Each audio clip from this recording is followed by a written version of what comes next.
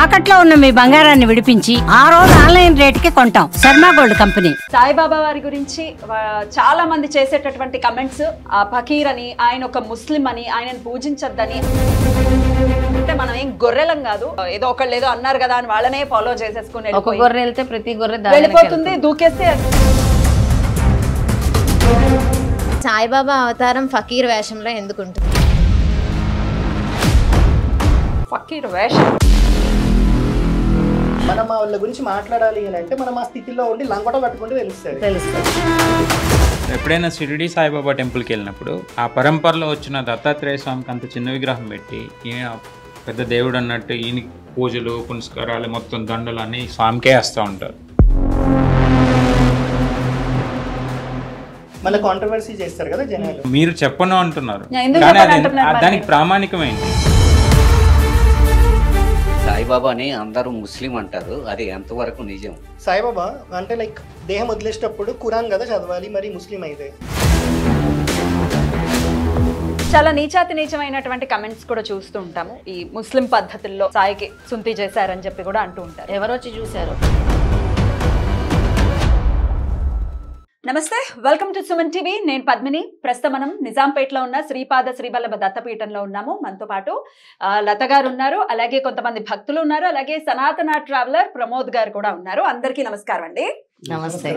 స్వామివారి అవతారాలు 16 అవతారాలు. అయితే 16 అవతారాల్లో one of the most controversial అవతారం, అవధూతగా వచ్చినటువంటి అవతారం ఏదైనా ఉంది అని అంటే సాయిబాబా వారి గురించే. ఖచ్చితంగా సాయిబాబా వారి గురించి చాలా మంది చేసేటటువంటి కమెంట్స్ ప్రత్యేకంగా నేను చెప్పాల్సిన అవసరం లేదు. ఆయన ఫకీర్ అని, ఆయన ఒక ముస్లిం అని, ఆయనను పూజించొద్దని, ఆయన దత్తావతారానికి సంబంధించినటువంటి స్వామి కాదని, ఇట్లా పలు రకాలుగా ఈ మధ్య కాలంలో ఎక్కువగా మనం చూస్తూ ఉన్నాం. గత 100 సంవత్సరాల నుంచి ఆయన ఆరాధించిన వాళ్ళు, మన పూర్వీకులందరూ కూడా ఆరాధించినటువంటి వైనమే. కానీ ఇప్పుడు ఇంత నెగటివిటీ రావడానికి గల కారణం ఏమిటి? అయితే ఇక్కడ కొంతమంది కూడా మనల్ని అపోజ్ చేసే వాళ్ళు కూడా ఇక్కడ కొంతమంది ఉన్నారు. వాళ్ళ సందేహాలు కూడా ఇవాళ మనం నివృత్తి చేసేటటువంటి ప్రయత్నం చేద్దాము. ఏది మాట్లాడినా అథెంటిక్ గా మాట్లాడాల్సినటువంటి అవసరం ఖచ్చితంగా ఉంది. ఎందుకంటే మనం ఏం గొర్రెలం కాదు, ఏదో ఒకళ్ళు ఏదో అన్నారు కదా అని వాళ్ళనే ఫాలో చేసేసుకుని ఒక గొర్రె వెళ్తే ప్రతి గొర్రె వెళ్ళిపోతుంది, దూకేసే పరిస్థితుల్లోనే చాలా మంది ఉన్నారు. ఒక్కసారి వెనక్కి తిరిగి చూస్తే మన అమ్మ నాన్న కూడా, లేకపోతే మన తాతయ్య అమ్మమ్మలు కూడా సాయిని పూజించినటువంటి సందర్భం ఉంది. అయితే మన పెద్దలు ఏం చెప్పారో అది మనం ఫాలో ఖచ్చితంగా అవ్వాలి. సరే, రకరకాల ప్రశ్నలు ఉన్నాయి, వాళ్ళే డైరెక్ట్ గా ప్రశ్నలు అడుగుతారు. దానికి సంబంధించినటువంటి సమాధానాలని కూడా అటు లత గారు ఇస్తారు, అలాగే ప్రమోద్ గారు కూడా ఇస్తారు. అంతేనండి? అంతే, ఖచ్చితంగా. రైట్, మొదలు పెడదామా? అయితే ఇది వీళ్ళ ప్రశ్నలే కాదు, చూస్తున్నటువంటి ఆడియన్స్ వాళ్ళల్లో ఉన్న ప్రశ్నల్ని కూడా మనం తీసుకుంటున్నాం కాబట్టి వాటిని కూడా అడ్రస్ చేసేటటువంటి ప్రయత్నం చేద్దాం. మరి ముందుగా ఎవరు అడుగుతారు ప్రశ్న? చెప్పండి, ఏంటి మీ ప్రశ్న ఏమిటి? షిరిడి సాయి ట్రస్ట్ నుంచి ట్రస్ట్కి ఎన్నో వేల కోట్ల రూపాయలు వస్తున్నాయి కదా, అలాంటి ఆ డబ్బులన్నీ కూడాను మన హిందూ దేవాలయాలైన రామ మందిరానికి ఎందుకు ఇవ్వలేకపోయారు? ఆ ట్రస్ట్ ఆ డబ్బులు మొత్తం తీసుకెళ్ళి మక్కా మసీదుకి ఎందుకు పెడుతున్నారు? రైట్, ఇది ఒక మేజర్ క్వశ్చనే. రామ్ మందిర్ నిర్మాణ సందర్భంలో ప్రమోద్ గారు చాలా మంది రైజ్ చేశారక్క. ఎందుకని రామ మందిరానికి ట్రస్ట్ నుంచి డబ్బులు రాలేదు, ఈ మక్కా మసీద్ కి మాత్రం వాళ్ళకి మాత్రం మళ్లించారు అని చెప్పి చాలా మంది రైజ్ చేశారు ఈ ప్రశ్న. మరి మళ్లించిన సంగతి ఎంతవరకు మన దగ్గర ప్రూఫ్స్ ఉన్నాయంటే అది ప్రశ్నార్థకమే. సరే, మరి అడగనా? మరి దీనికి ఆన్సర్ మీరు చేస్తారా? Do you have an answer? First, మన ఇంటి పక్కన ఉండే గుడి లాంటిది కాదు షిరిడి ట్రస్ట్. ఎవడు పడితే వాడు డబ్బులు ఉన్నాడో లేకపోతే పలుకుబడి ఉంటే చైర్మన్ అయిపోవడానికి, సీఈఓలు అయిపోవడానికి. దానికంటూ ఒక బాడీ ఉంటుంది. దాన్ని కమిటీని డిసైడ్ చేసేది బాంబే హైకోర్టు అన్నట్టు. 2014 నుంచి బాంబే హైకోర్టు కింద ఉంది, 2013 నుంచి బాంబే హైకోర్టు కింద ట్రస్ట్ ఉంది, 2004 నుంచి మహారాష్ట్ర గవర్నమెంట్ కింద ఉంది. సో ఈ ఇష్యూ వచ్చింది ఎప్పుడు? 2019-20 ఆ టైంలో బాగా వైరల్ అయ్యింది సాయిబాబాది హజ్కి వెళ్తున్న డబ్బులు అని. సో థింగ్ ఏంటి అని అంటే, షిరిడి ట్రస్ట్కి ఒక రిస్ట్రిక్షన్ ఏంటి అని అంటే, సంస్థానంలో నుంచి 50 లక్షల కన్నా ఎక్కువ డబ్బులు ఖర్చు పెట్టాలి అని అంటే బాంబే హైకోర్టు పర్మిషన్ తీసుకోవాలి. 50 లక్షల కోసమే బాంబే హైకోర్టు పర్మిషన్ తీసుకునే ట్రస్ట్ 35 కోట్లు హైకోర్టుకి తెలియకుండా, మహారాష్ట్ర గవర్నమెంట్ కి తెలియకుండా హజ్కి ఇస్తుందా? Not possible. అసలు పాసిబులే లేదు కదా. ఎందుకంటే మీరు షిరిడి వెబ్సైట్కి వెళ్ళేసి చూస్తే కింద మీకు యాన్యువల్ రిపోర్ట్స్ ఉంటాయి. అసలు హజ్కి వెళ్ళిన ప్రూఫ్స్ ఏమైనా ఉన్నాయా? ఆ. మాట్లాడుతున్నారు యా కదా. అదే నేను అడుగుతున్నా. ఆ. హజ్కి వెళ్ళిన అంటే డబ్బుల్ని మళ్లించారు అని అంటున్నారు కదా, వేగ్ గా ఒక కమెంట్ చేశారు కదా, అలా కమెంట్ చేసే ప్రూఫ్స్ ఏమైనా మీ దగ్గర ఉన్నాయా? మళ్లించవు అని చెప్పడానికి మీ దగ్గర ప్రూఫ్స్ ఉన్నాయా? 100%.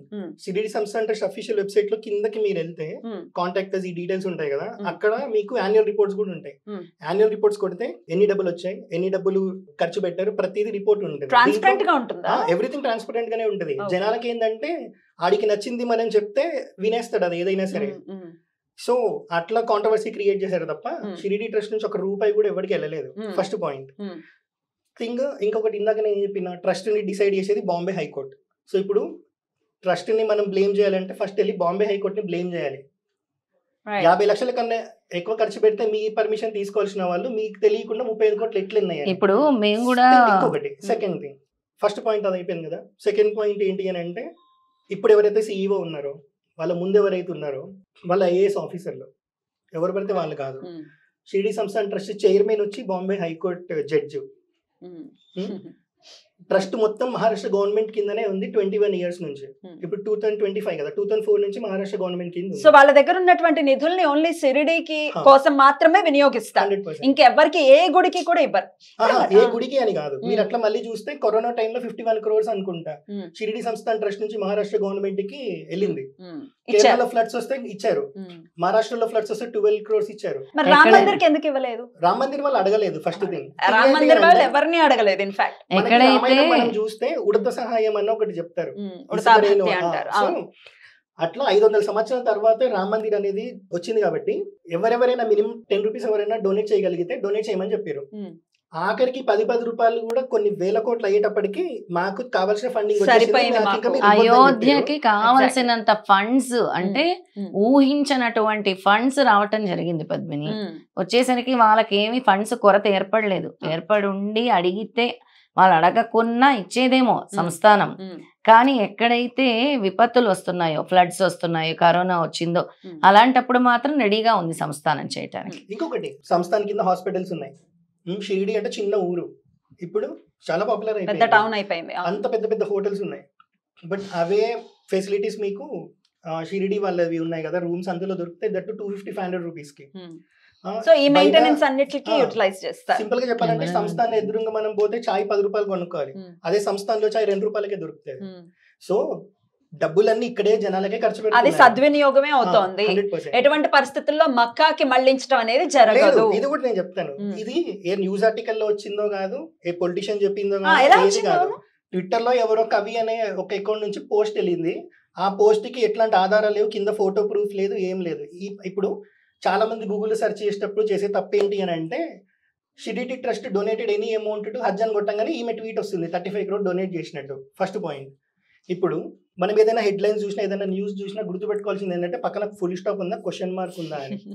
ఈ కామన్ సెన్స్ ఎవరికి లేదు. ఫుల్ స్టాప్ ఉన్నా, క్వశ్చన్ మార్క్ ఉన్న హెడ్ లైన్స్ అవుతాడు. ఎందుకంటే ఈ దీంట్లో బిజీ అయిపోతాడు కదా స్వైపింగ్ లో, అదొక problem. Fake news real news అన్నది చూడట్లేదు. మీరు గూగుల్లోకి వెళ్ళి ఇందాక నేను చెప్పాను కదా Shirdi trust donated any amount అని కొట్టకుండా డిడ్ షిరిడి ట్రస్ట్ అని కొట్టండి, మీకు ఫ్యాక్ట్స్ వస్తాయి. చిన్న పదం డిడ్ అని యాడ్ చేస్తే ఫ్యాక్ట్స్ వస్తాయి. అదొకటి. 35 కోట్లు ఎప్పుడూ డొనేట్ చేయలేదు. అట్లా ఎవరైతే ట్వీట్లు వేసారో, ఎవరైతే ఈ కాంట్రవర్సీ చేసారో మీద కేసులు కూడా అయినాయి. రైట్. సో లేదు ఇంకా ప్రొపగండా క్రియేట్ చేస్తామంటే వచ్చేసేయండి షిరిడికి, జైల్లో కూర్చుంటారు. చెప్పండి అక్క, మీరు మీ అభిప్రాయాన్ని చెప్పాలనుకుంటున్నారు. నేనేం చెప్తున్నాను అని అంటే ఎప్పుడైనా హిందూ దేవాలయాలు వేరు, షిరిడి సంస్థానం వేరని ఏ రోజు కూడా సంస్థానం అలా చూడలేదు. Always it is ready to support. Maharashtra ప్రభుత్వానికి అన్ని కోట్లు 51 కోట్లు ఇచ్చినప్పుడు మరి మందిరాలకు అడిగితే ఎందుకు ఇవ్వదు? అంటే అంతటి అవసరం నిజంగా ఏర్పడితే ఇవ్వటానికి రెడీగా ఉంటది ట్రస్ట్. వాళ్ళ బైలాస్ ప్రకారం వాళ్ళు చేస్తారు. ఇప్పుడు వాళ్ళకి ఇంతే ఫండ్ డొనేట్ చేయాలని ఉంటుంది వాళ్ళ సంస్థానం నుంచి. ఇప్పుడు వచ్చిన డబ్బంతా డొనేట్ చేయమని ఉండదు కదా, వాళ్ళలోని బైలాస్ ఉంటాయి. ఒక హైలైట్ పాయింట్ చెప్పాలా, అయోధ్య రామ మందిర్ ఇక్కడ ఇన్వాల్వ్ అయింది కాబట్టి ఇదే అయోధ్య రామ మందిర్ కి ట్రస్ట్ ఎవరైతే ట్రెజరర్ ఉన్నాడో ఇప్పుడు గోవిందజీ గిరిజీ మహారాజ్ అని చెప్పి, ఆయన సాయిబాబా భక్తుడు.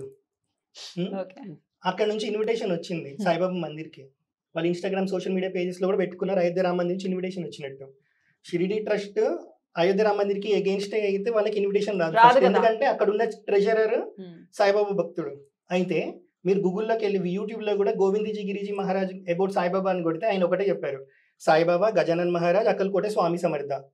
ఈ ముగ్గురు ఉన్నారు కదా, ఈ ముగ్గురిని వాళ్ళు చెప్పింది మనం చేయాలి తప్ప ఈ ముగ్గురు చేసింది మనం చెయ్యొద్దు, వాళ్ళు మహాపురుషులు, ఋషులు చెప్పింది చేయాలి కానీ ఋషులు చేసింది మనం చేయొద్దు, ఆ స్థాయిలో మనం లేము అని చెప్పారు. లేకపోతే ఆయనకి సాయిబాబాకి ఆయన ఎగెన్స్ట్ అయితే ఇది జరిగింది 4 years బ్యాకే ఇచ్చారు ఈ ఇష్యూ అంత అయినాక కూడా. మరి ట్రెజర్ అనేది ఎప్పుడు డిసైడ్ అయ్యి ఉంటుంది, ఎప్పుడైతే మందిరం కడదాం అనుకుని అప్పుడే డిసైడ్ అయ్యి మరి దాని తర్వాతనే ఈయన ఈ సాయిబాబా టాపిక్ లో ఇంత గొప్ప ఋషి అని చెప్పారు అని అంటే ఇప్పుడు ఆలోచించండి, అయోధ్యకి షిరిడీకి ఎట్లాంటి గొడవలు లేవు, మధ్యలో ఉన్న వాళ్ళు చేస్తున్న గొడవలు. ఇప్పుడు వచ్చిన కొత్త వాళ్ళు సృష్టించిన పుక్కడి పురాణాలే తప్పించి గతంలో ఉండే ప్రతి ఇప్పుడు పీఠాధిపతులు అందరూ కూడా పెద్ద వాళ్ళందరూ కూడా సాయిబాబా గురించి ఎప్పుడూ కూడా అసలు చెడు మాటలు అనేది మాట్లాడలేదు. అక్క ఆన్ దట్ నోట్ మీరు శ్రీపాద శ్రీవల్లభ దత్తపీఠాన్ని కూడా స్థాపించారు. ఈ 16 అవతారంలో ఫస్ట్ ఇన్కార్నేషన్ అయ్యి స్వామి. అయితే ఆయన వచ్చినప్పుడు కూడా ఆయనను అసలు దత్తావతారంగా కూడా కన్సిడర్ చేయకుండా ఆయనను కూడా మామూలు వ్యక్తిగానే చూసి ఆయన గాని రమణులు గాని ఆయన కూడా పిచ్చివాడి కింద రాళ్ళేసి కొట్టడం ఇవన్నీ అప్పుడున్నటువంటి వాళ్ళు చేస్తూనే ఉంటారు. స్వామి గురించి ఒకసారి చెప్పండి. శ్రీపాద శ్రీవల్లభ స్వామి ముందుగానే తెలిపారు. ఎప్పుడు అయినవీలిలో గణపతి హోమం చేస్తున్నప్పుడు స్వయంగా విఘ్నేశ్వరుడే వచ్చి పూర్ణాహుతి స్వీకరించి నేను మీ ఇంట జన్మిస్తాను, దత్తావతారాల్లో నా గణపతి అంశాలతో కూడా గణాలతో కూడా నేను జన్మిస్తాను అని చెప్పారు. అందుకని శ్రీపాద శ్రీవల్లభులు ఎప్పుడు జన్మించారు? వినాయక చతుర్థి రోజు, అదే రోజు ఆయన జన్మించడం జరిగింది. ఈయనకి అంటే బాపనార్యులు గారు గాని అలాగే మన సుమతి మహారాణి గాని అప్పలరాజ్ శర్మ గాని వీళ్ళతో జన్మజన్మల సంబంధం భగవంతుడికి ఉంది కాబట్టి వాళ్ళని ఎంచుకున్నారు. ఈయన సాక్షాత్తు నారాయణుడే. ఆయన లాబాద మహర్షి, నా తాతగారు ఎవరనుకున్నారు, లాబాద మహర్షి ఆ జన్మలో అని చెప్తారు. ఈయన ఎప్పుడు కూడా ఈయన సిగ్నల్స్ ఇస్తూనే ఉన్నారు, నేను దత్తావతారాన్ని అని. ఒక అమావాస్య రోజు భిక్ష తీసుకున్న రోజు కూడా నేను సాక్షాత్తు దత్తాత్రేయ స్వామిని, నా దత్తాంశతోనే మీ ఇంట జన్మించబోతున్నానని స్వామి చెప్పడం జరిగింది. దీన్ని పుక్కడి పురాణాలని ఎంతో మంది దీన్ని అనేవాళ్ళు కూడా ఉన్నారు, ఇప్పటికీ అనేవాళ్ళు ఉన్నారు. శ్రీపాద శ్రీవల్లభ స్వామి ఎప్పుడైతే మానవులు గాడి తప్పుతున్నారో, ధర్మం నశిస్తుందో భగవంతుడు మానవ రూపం దాల్చుతారు.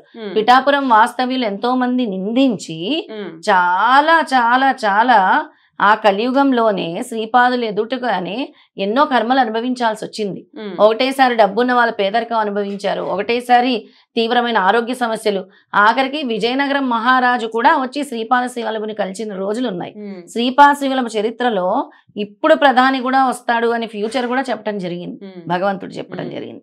అలాగే మనం అనుకున్నట్టుగానే ఇప్పుడిప్పుడే దత్తాత్రేయ స్వామి గురించి మళ్ళీ అంటే ఎన్నో సంవత్సరాల క్రితం నుంచి సనాతన దత్తాత్రేయ స్వామి, మన సనాతన ధర్మం ఎప్పుడు పుట్టిందో కోటాన సంవత్సరాల నుంచి దత్తాంశ భూలోకంలో ఉంది.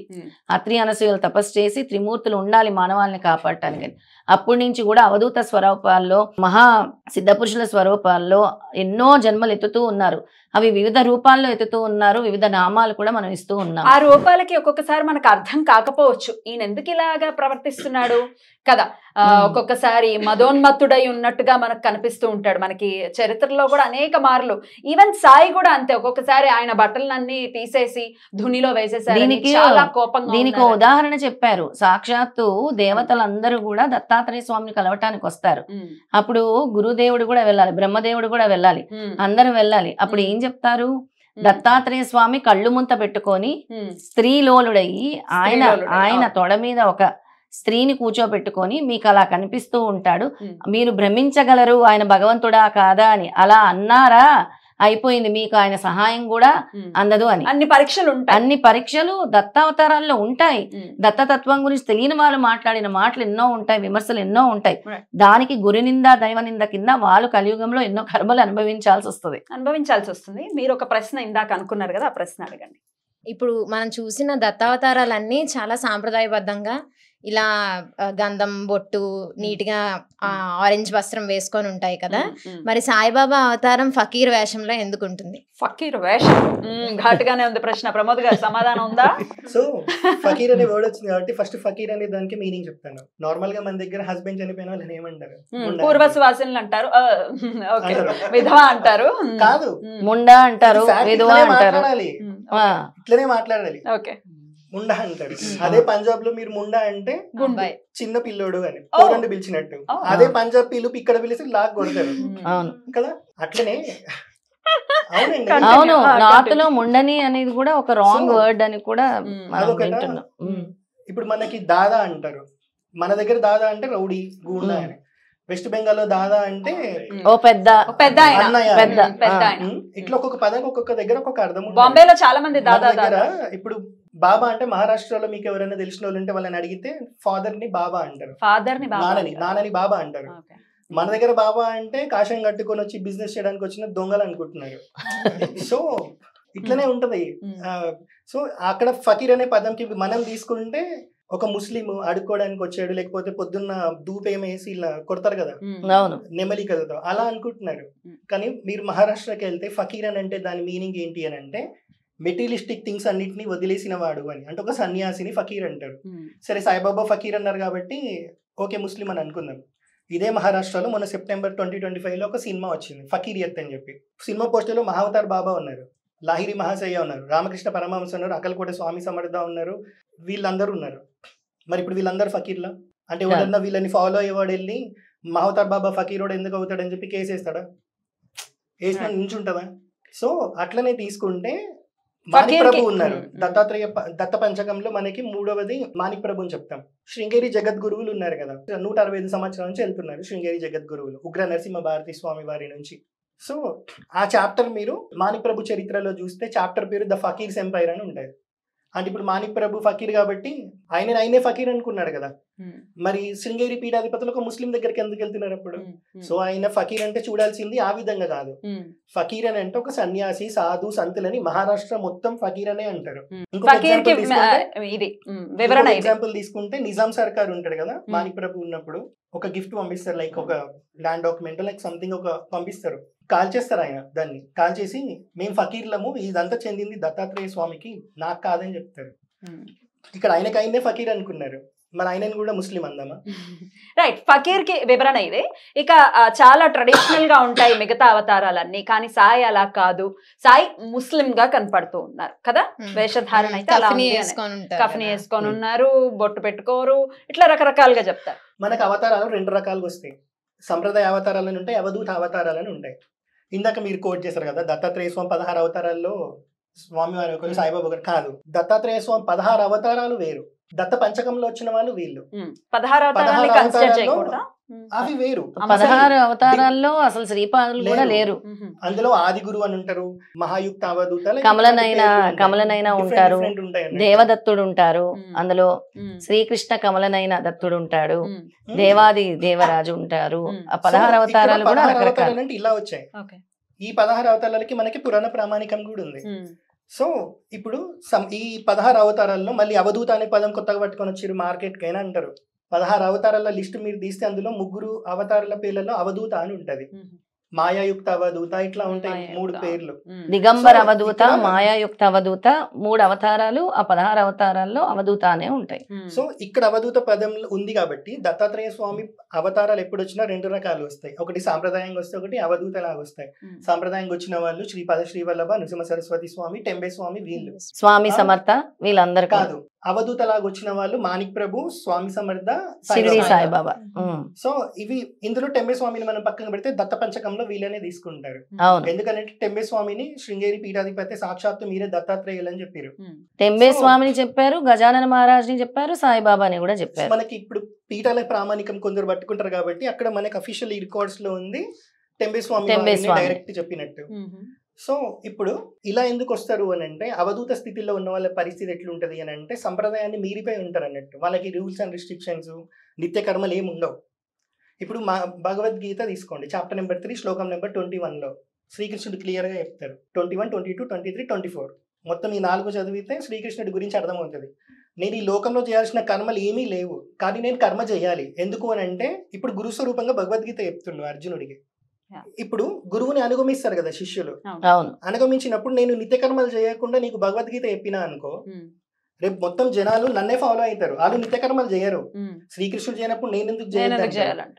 అందుకే వాళ్ళు నిత్యకర్మలు చేస్తారు. శ్రీకృష్ణ అందుకే నేను నిత్యకర్మ చేస్తాను, వీళ్ళు అందుకే నిత్యకర్మ చేస్తారు. సాయిబాబా, అక్కలకోట స్వామి సమర్థ, మాణిక్ ప్రభు వీళ్ళు అవధూత స్థితిలో ఉన్నారు, వీళ్ళు దాన్ని దాటిపోయారు. అందుకే ఏ శృంగేరి పీఠాధిపతి అయితే టెంబే స్వామిని మీరు సాక్షాత్తు దత్తాత్రేయుడు అన్నారో, ఆ టెంబే స్వామి సంప్రదాయమే పెద్దది, అవధూతలు తక్కువ స్థాయిలో ఉన్నారు అని అనుకోండి. అట్లా అన్నప్పుడు టెంబే స్వామి ఏమనాలి? సాయిబాబా నా తమ్ముడు అనాలి. కానీ ఏమన్నారు? అన్న అన్నారు. బాబా సాక్షాత్తు దత్తాత్రేయుడే సాయిబాబాని అవధూత స్థితిలో వచ్చిన సాయిబాబాని మా అన్న అన్నాడు అని అంటే ఇప్పుడు సంప్రదాయం కన్నా అవధూత స్థాయి గొప్పది అని. అందుకే వాళ్ళకి నిత్య కర్మలు, బొట్లు ఏముండవు. వస్త్రధారణ అంటారా? దిగంబర దిగంబర శ్రీపాద వల్లభ దిగంబర అంటాం. ఇదేలా ఉంటారు రమణులు. ఆయన కూడా నిత్య కర్మలు చేయటాలు అట్లాంటివి ఏమి ఉండవు. ఇట్లానే సేమ్ సాయిలానే అనిపిస్తుంది మనకి. దిగంబర దిగంబర శ్రీపాద వల్లభ దిగంబర ఉంది. ఇందులో దిగంబర అనే పదం ఉంది. దిగంబర దిగంబర అవధూత చింతన దిగంబర కూడా. ఈ పదమే మనం తీసుకుంటే స్వామి సమర్థ ఉన్నారు, లంగోట మాత్రమే ఉంటారు. రమణ మహర్షికి కూడా అదే లంగోట. వీళ్ళ స్థితి ఎట్లుంటదంటే అంతటా వ్యాపించిపోయి ఉంటారు అన్నట్టు. అణువణువున వ్యాపించిపోయి ఉన్న స్థితి అవధూత స్థితి. కాబట్టి వీళ్ళకి ఇవేమి అంటావు. సెకండ్ థింగ్ ఇంకోటి ఏంటంటే దిగంబర అంటే అంబరం అంతా వ్యాపించిపోయి ఉన్నవాడికి నువ్వు బట్ట కట్టగలుగుతావా? ప్రాపంచిక సుఖాలను త్యజించేశారు ఇంకా.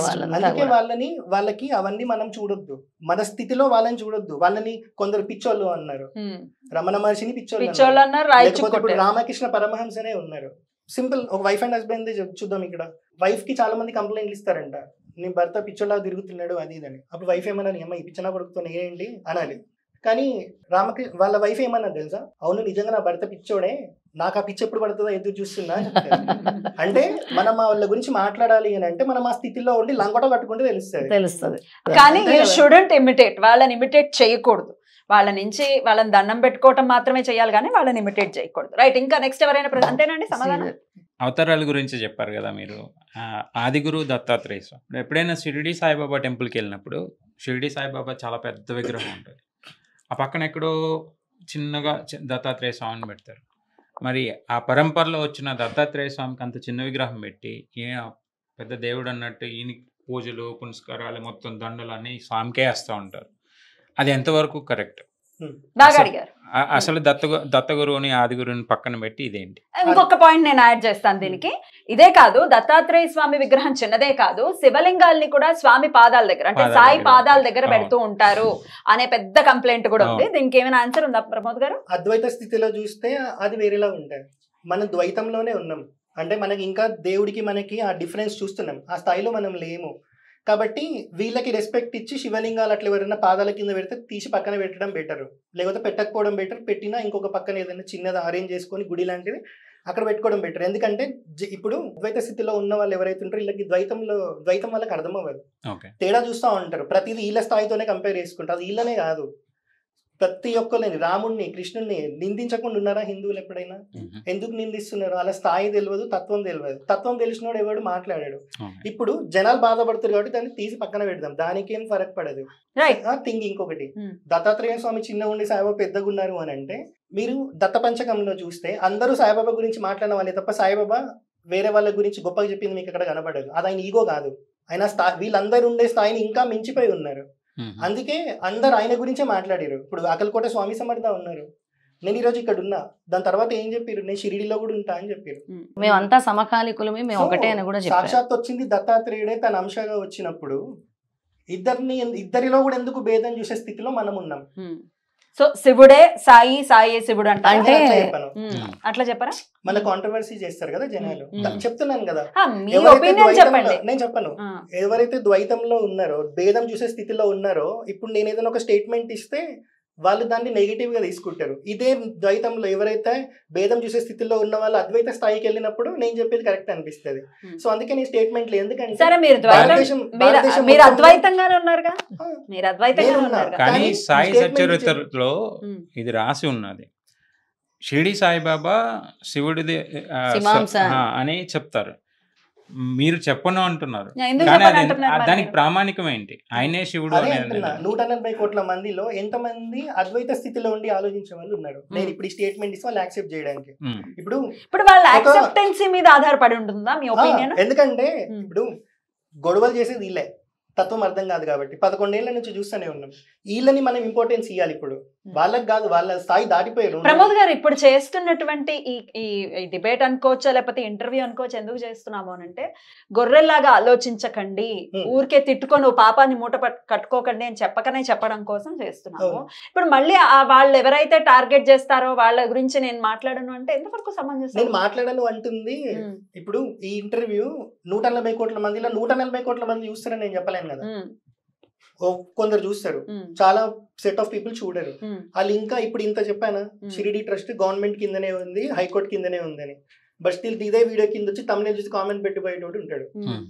ఆడు కదా మనకి ఇంపార్టెంట్, ఆడి గురించి ఆలోచించాలి. అయితే దీని గురించి నేను చిన్నది చెప్దాం అనుకుంటున్నాను. ఏంటి అంటే 13th centuryలో దత్తావతారాల గురించి బాగా తెలుసు. తర్వాత స్వామి ఏమన్నారు, మళ్ళీ నేను 300 సంవత్సరాల తర్వాత నృసింహ సరస్వతిగా జన్మిస్తా అన్నారు. అది ఎప్పుడు వచ్చింది? 16th century 17th century. అప్పుడు దత్తావతారాల గురించి మన పూర్వీకులు తీసుకుంటే మన తాతయ్యలకు వాళ్ళ అమ్మా నాన్నలు వాళ్ళందరూ కూడా దత్తుడిని ఆరాధించేవారు. ఎప్పుడైతే బాబా జననం జరిగిందో అంటే 19th century, ఇప్పుడు మనం ఈ జనరేషన్స్ చూస్తున్నాం, పాస్ట్ జనరేషన్స్ మనం చూడలేదు. మనం 1900 century తర్వాత మనకు తెలిసింది ఏంటి, మహా అంటే మన అమ్మమ్మలు తాతయ్యలు వాళ్ళ అమ్మా నాన్నల గురించి వీళ్ళు చెప్తే గానీ మనకు తెలియదు, మనం అప్పుడు లేవు కదా. ఇప్పుడు ఏమైందంటే 1918 అప్పుడు బాబా అది బాగా స్ప్రెడ్ అయింది, వైడ్ స్ప్రెడ్. కానీ బాబా యొక్క జననం దేని గురించి? నేను ఒక దత్తావతారమే, ఈ దత్తాంశ గురించే. బాబా సాయి సచ్చరిత్రలో ఏం చెప్పారు ఎంతసేపు కూడా? ఆయన ఎంతసేపు కూడా దత్తాత్రేయ స్వామి గురించే చెప్పారు. అందులో గురుచరిత్ర పారాయణం చేయమని చెప్పేవారు, విష్ణు సహస్రనామం పారాయణం చేయమని, విష్ణుమూర్తి గురించి ఎక్కువ ప్రస్తావించారు ఆయన కూడా. అందులో సాయిబాబా ఇప్పుడు ముస్లిం అని ఎవరైతే టార్గెట్ చేస్తున్నారో బ్రిటిష్ వాళ్ళనైతే నమ్ముతారు కదా? నమ్మవండి, ఊరికే ఉన్నారు. బ్రిటిష్ వాళ్ళు చెప్పింది కూడా నమ్మరా? బ్రిటిష్ ఇంటెలిజెన్స్ రిపోర్ట్ ఇచ్చింది కూడా నమ్మరా? బ్రిటిష్ స్వయంగా ఇంటెలిజెన్స్ రిపోర్ట్ ఇచ్చింది అప్పుడు. 1911 January 17th రిపోర్ట్ ఒకటి ఉంటది, సాయిబాబా ఎవరు అనే బుక్. ఈ బుక్ రాసింది హైకోర్టు జడ్జ్ చంద్రకుమార్ గారు అని చెప్పి. క్లియర్ గా దాంట్లో కాపర్ డే గురించి విషయం. యాక్చువల్లీ గూగుల్లో కూడా మీకు ఇమేజెస్ దొరుకుతాయి, బాలగంగాధర్ తిలక్ తో కాపర్ డే ఉన్నవి, సుభాష్ చంద్రబోస్ తో ఉన్నవి. యూకే నుంచి వస్తాడు, ఒక 1 week కంటిన్యూగా సాయిబాబా దగ్గరికి వెళ్తుంటాడు, రోజుకి 3 సార్లు వెళ్ళి సాష్టాంగం చేస్తూ ఉంటాడు. బ్రిటిష్ వాళ్ళకి ఇన్ఫర్మేషన్ తెలుస్తుంది, ఇటేమో బాలగంగాధర్ తిలక్ తో ఉన్నాడు, ఇటేమో ఈ పనులు చేస్తున్నాడు, ఎవడు వీడి మీద ఒకటి కన్నేయాలి అని చెప్పి ఒక నిఘా పెడతారు అన్నట్టు క్రిమినల్ ఇంటెలిజెన్స్ వాళ్ళు. ఆ రిపోర్ట్ లో క్లియర్ గా ఉంది కాపర్ డే టాపిక్ తో పాటు బాబా టాపిక్ కూడా. సాయిబాబాకి అప్పుడే మొహమ్మదీయుల్లో ఫాలోయింగ్ తక్కువ, ఆయన ఇస్లాం పద్ధతులు ఎప్పుడు ఫాలో అవ్వలేదు అని చెప్పింది. ఇంతకన్నా గొప్ప ప్రూఫ్ కావాలా? సాయిబాబా ఇస్లాం పద్ధతులు ఫాలో అవ్వలేదు అని. ఇస్లాం పద్ధతులు ఫాలో అవ్వని వాడు కాఫీర్ అవుతాడు తప్ప ముస్లిం ఎందుకు అవుతాడు? సో బ్రిటిషర్స్ కూడా ఆమోదించారు. పద్మిని అప్పుల్లోనే జర్మనీ నుంచి జాన్ అనే భక్తుడు శ్రీపాద శ్రీవల్లభుని ఎత్తుక్కొని పురపురం రావటం జరిగింది. మరి అంటే నేను కాళ్ళకి దారం కట్టి లాగుతాను అంటానికి ఇది ఒక నిదర్శనం. ఇప్పుడు కూడా తీసుకుంటే జర్మనీలో శ్రీపాద శ్రీవల్లభ స్వామిని ఆరాధించే భక్తులు చాలా మంది ఉన్నారు. ఇప్పుడు కూడా మనం జర్మనీ వెళ్ళి వాళ్ళని గనక మనం కనుక్కుంటే వాళ్ళు ఇమీడియట్ గా కనెక్ట్ అవ్వడానికి రెడీగా ఉన్నారు. జర్మనీలో అంతా ఇంటర్లింక్ ఉంది. మీ ప్రశ్న అడగండి. అంటే ఇప్పుడు జనరల్ గా శ్రీపాద స్వామి అయినా నృసింహ సరస్వతి స్వామి అయినా వాళ్ళ అంతర్ధానం అయింది ఎలాగంటే, నృసింహ సరస్వతి స్వామి అంటే కూర్చుని అలా పుట్టయిపోయారు, స్వామి కృష్ణానదిలోకి వెళ్ళిపోయారు. కానీ బాబా స్వామి సమర్థ కానీ సమాధి చెందారు. సమాధి స్టేట్ ఆఫ్ వర్షిప్ ని మనం హిందువులు ఎక్కువ యాక్సెప్ట్ చేయరు కదా, దాని మీద మీరేమో? ఇప్పుడు వాళ్ళు కోరుకున్నారు మాకు ఇంకా చాలు ఇంకా అని వాళ్ళు వెళ్ళిపోయారు. ఒక ఆయన తపస్సులోకి వెళ్ళిపోయి అలానే ఉండిపోయారు, ఆయననేమో జల సమాధిలోకి వెళ్ళారు. ఇక్కడ మీరు సాయిబాబా తీసుకుంటే, సాయిబాబా తనకి మరణం వచ్చి చనిపోయాడా? తను ఎవరికైతే బాయిజామా అనే ఆమెకి నీ కొడుకు నేను చూసుకుంటా అని చెప్పాడో, ఆ తాతయ్య పోతే పాటలు చనిపోవాల్సిన ప్లేస్ లో సాయిబాబా చచ్చిపోయాడు, మరణాన్ని స్వీకరించారు. సో ఇప్పుడు ఇక్కడ మరణం ఎవరికి వచ్చింది? రావాల్సింది తాతయ్యకి, కానీ తీసుకుంది సాయిబాబా. ఎందుకు?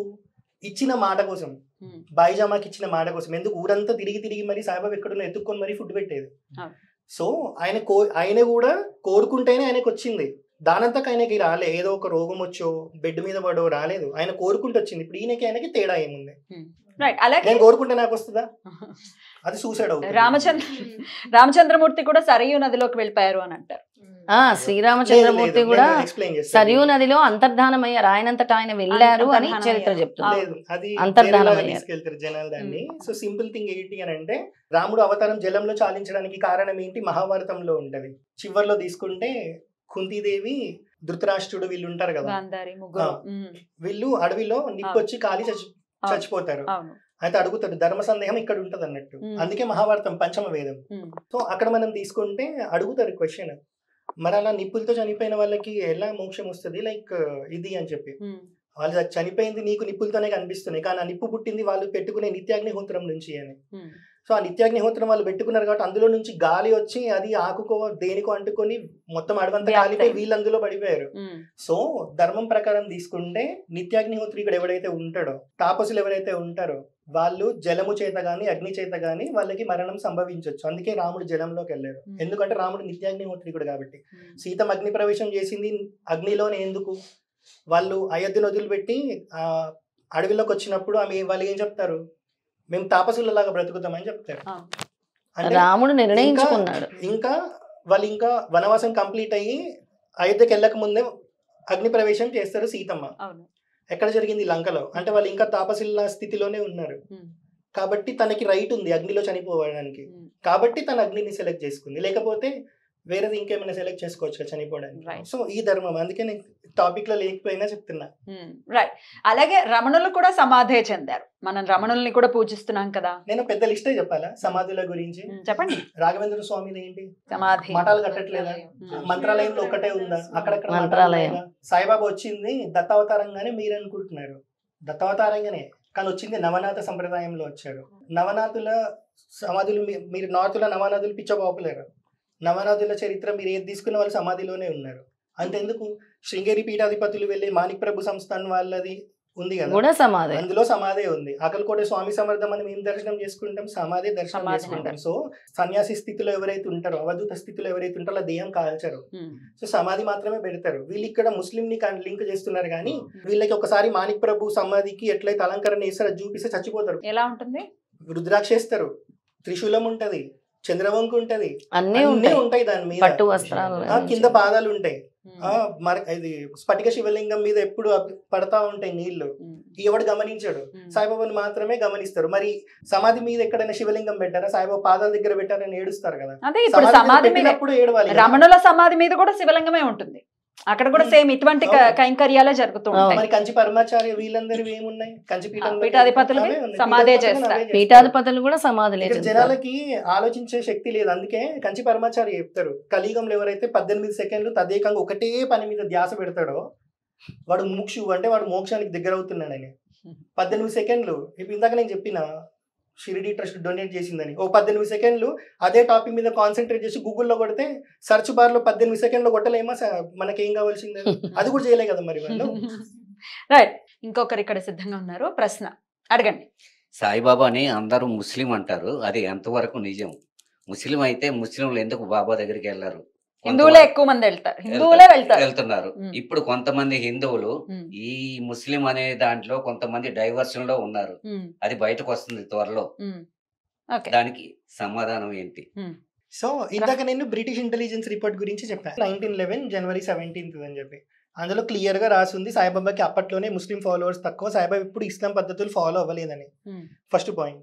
సాయిబాబా అంటే లైక్ దేహం వదిలేసేటప్పుడు ఖురాన్ కదా చదవాలి, మరి ముస్లిం అయితే రామ విజయం 11 days పారాయణం చేయించుకున్నారని చెప్తారు. అదొకటి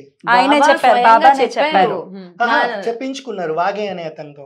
అదే చెప్పారు, మీరు పారాయణం చెయ్యండి, నేను శరీరం వదులుతాను, వదిలే సమయం అయింది, మీరందరూ కూడా ఇక్కడ పారాయణం చెయ్యండి అని చెప్పారు.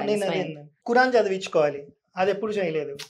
సెకండ్ థింగ్, దేహం వదిలేసేటప్పుడు లక్ష్మీబాయి షిందేకి 9 నాణ్యాలు ఇస్తారు నవవిధ భక్తులకి. ఎవరైనా ముస్లిం 5 సార్లు నమాజ్ చేసేటప్పుడు నవవిధ భక్తులతో నమాజ్ చేస్తాడా?